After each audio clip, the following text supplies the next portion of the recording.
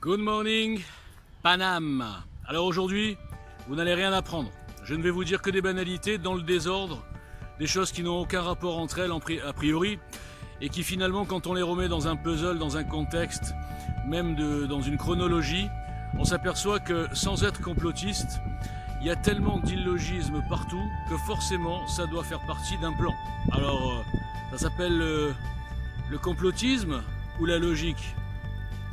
Alors vous allez voir, je vous ai mis en lien justement un lien vers un site extraordinaire qui s'appelle Global Goals. Ça veut dire les objectifs globaux de nos amis intelligents, les progressistes, on va dire une extraction alliée des socialistes, qui est finalement allié aussi des islamistes et qui est finalement par ricochet allié des communistes. Ça paraît fou et pourtant, quand on y réfléchit, on est en plein dedans. Alors, vous avez compris que, ou pas d'ailleurs, enfin, ceux qui ne sont pas sur Internet, ceux qui ne s'informent pas ailleurs que sur BFM et TF1 et France 2, ne l'ont pas compris. Alors je vais leur dire, bon, ceci dit, ils vont pas venir aussi sur une chaîne d'un inconnu, mais sachez que aujourd'hui, à l'heure où on parle, le dernier rempart face vraiment au gouvernement mondial, mais pas dans le sens gouvernement, ministre de la Justice, etc., dans le sens gestion du stock mondial, et vous comprendrez pourquoi après. Le dernier rempart s'appelle Trump. Il y a aussi Poutine, paradoxalement, je ne suis pas tellement pro-russe, mais Poutine, Trump, Modi, Bolsonaro, Orban sont les seuls, il y en a encore quelques-uns, sont les seuls qui ne veulent pas se plier à ça, qui ont bien compris le plan. Forcément, ils sont mieux informés que nous. Ils ne peuvent pas le dire, sinon ça accréditerait la thèse qu'ils sont complotistes. Vous comprenez que c'est assez embêtant. Mais aujourd'hui, ce qui est clair, c'est que toutes les organisations mondiales sont tenues par des lobbies. Des lobbies qui ont le même objectif. La disparition des peuples, des identités, des communautés dans le sens national. Alors les communautés religieuses, certaines, au contraire, ils les excitent pour fendre les nations. Tout est prévu. C'est fou, mais tout est prévu. Ce sont des gens supra-intelligents qui ont décidé qu'ils devaient prendre le monde en main. Et pour prendre le monde en main, il faut simplifier le monde. Pour simplifier le monde, il faut ce que je viens de dire, casser les nations, etc. Alors qu'est-ce qu'ils nous font? Ils nous mettent en insécurité financière, en insécurité sanitaire. Le Covid n'est pas une escroquerie à la base, il existe. Simplement la cause, on ne nous le dit pas, mais on le saura un jour, évidemment que ce n'est pas une cause animale, un pangolin ou je sais pas quoi. Évidemment que ce qui a été pris comme mesure est complètement disproportionné, ça met à terre les économies, mais surtout réfléchissez bien, qui ça touche? Qui ça touche?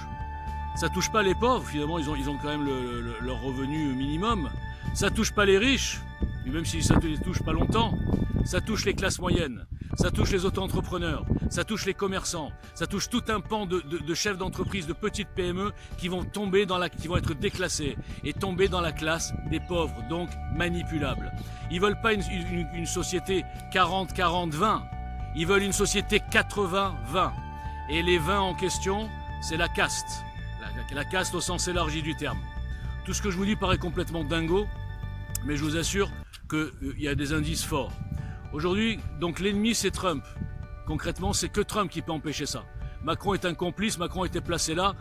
Macron a assisté à la conférence inaugurale des Global Goals. C'est même un espèce d'architecte. Il est en plein dedans, lui. Vous avez vu sa mentalité, vous avez vu sa philosophie, vous avez vu son idéologie. On en souffre tous les jours, donc vous avez compris. Donc l'idée, c'est quoi?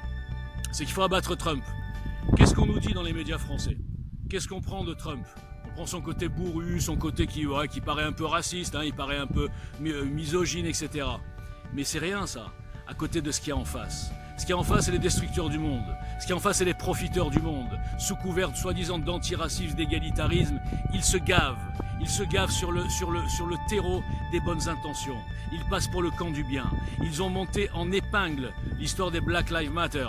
Je vous signale que les seuls qui lynchent des blancs, ce sont les Black Lives Matter. Les seuls hyper racistes en vengeance historique, intragénérationnelle, c'est les Black Lives Matter. Ok? Donc on est dans un monde inversé complètement.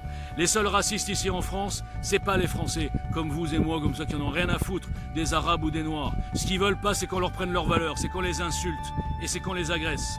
Les seuls racistes aujourd'hui, s'il y en a, ce sont les islamistes. Et ce sont aussi une partie, bien sûr, des Noirs. Je mets pas tout le monde dans le même panier. Donc quand vous réfléchissez bien, tout est inversé. Nous sommes dans un monde inversé. Et c'est pas une façon de parler. Alors comment on va faire? Moi, j'en sais rien. En tout cas, à mon petit niveau, j'essaye de monter un petit mouvement qui, au moins, va sortir la France de cette spirale. Pour le monde, je laisse ça à Trump. Voilà, merci, au revoir.